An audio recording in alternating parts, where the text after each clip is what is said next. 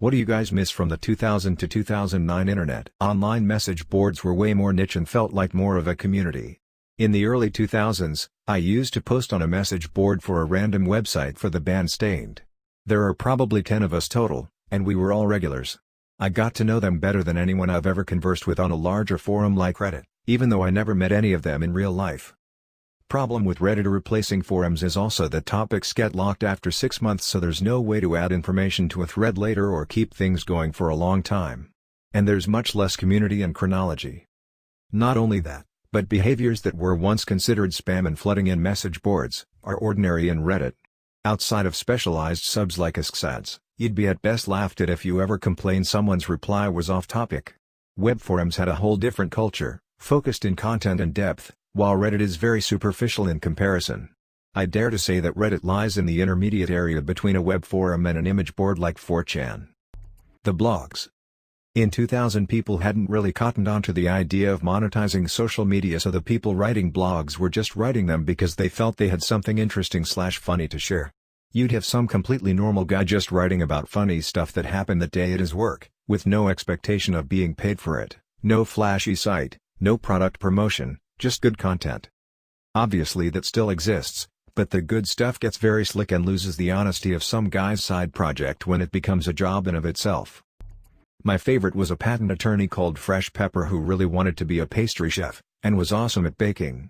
He was doxxed and lost his job due to his blog, twice I think.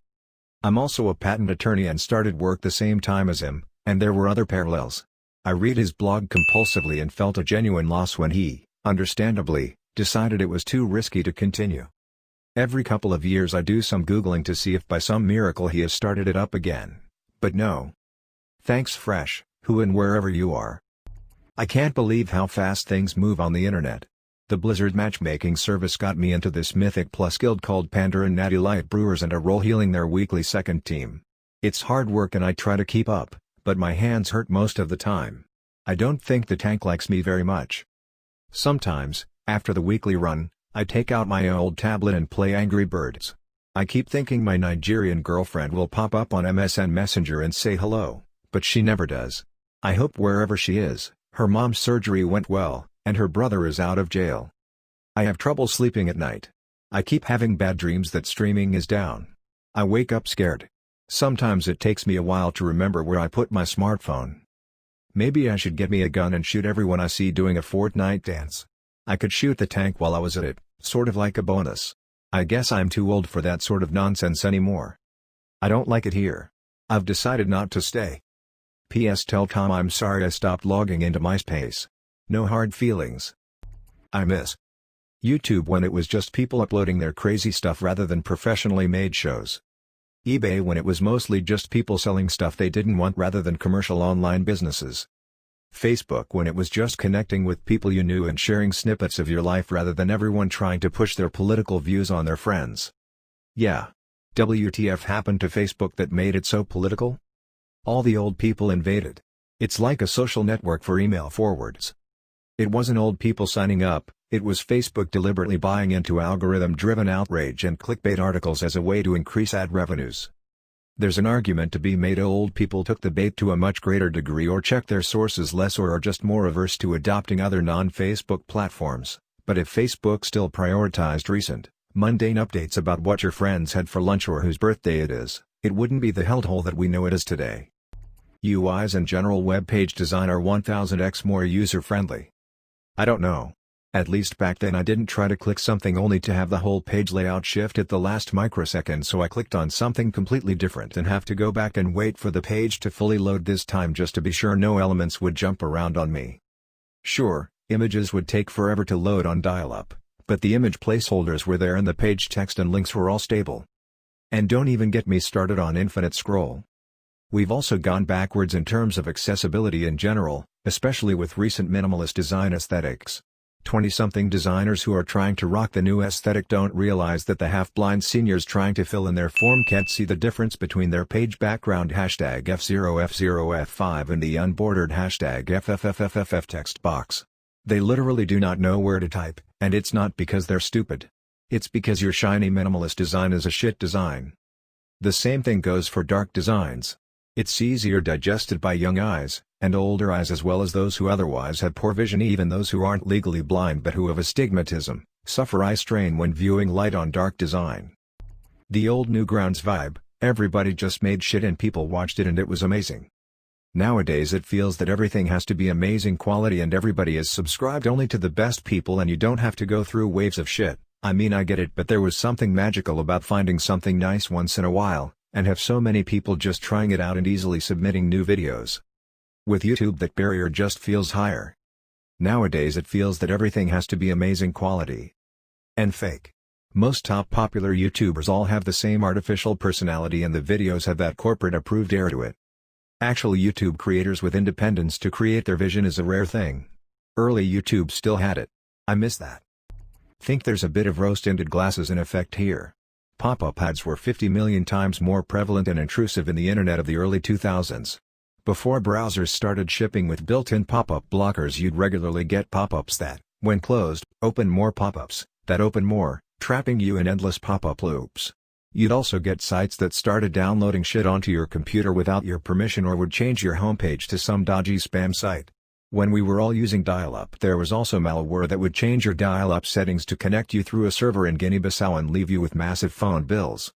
Yeah, I miss finding something because that person actually was interested enough to share it with the world. Website, video, music, whatever it was. Now everyone wants to be an influencer and money rules content. The internet was way better before the corporations took over and made it into a corporate money-making machine. I got on the internet earlier than most, around 1994 to 1995. I made a GeoCities site. I taught myself HTML and started posting things online. I posted on message boards and chatted in ghetto Java-based chat rooms. I also chatted on IRC. The internet seemed so genuine then. Everybody was just making websites about what they loved. Their passions. Sure, they sucked. But they seemed real. Today the internet feels like a manufactured mess of clickbait shit. You don't search the internet anymore and end up in that part of the internet anymore. You just go to the big sites. Reddit, Facebook, YouTube, Wikipedia, etc. It has almost come full circle back to when the corporations wanted you in that walled garden. Think Prodigy, CompuServe, MSN, AOL, etc. In the earlier days up until about 2005, you could get lost on the internet just reading about whatever and clicking on random links in the documents. Surfing the web, it was dubbed. Today, that doesn't happen. The closest you can find to it is getting lost on Wikipedia.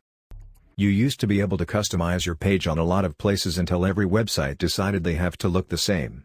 Remember how you could make your YouTube channel or your Twitter profile look totally unique? Not even talking about MySpace here.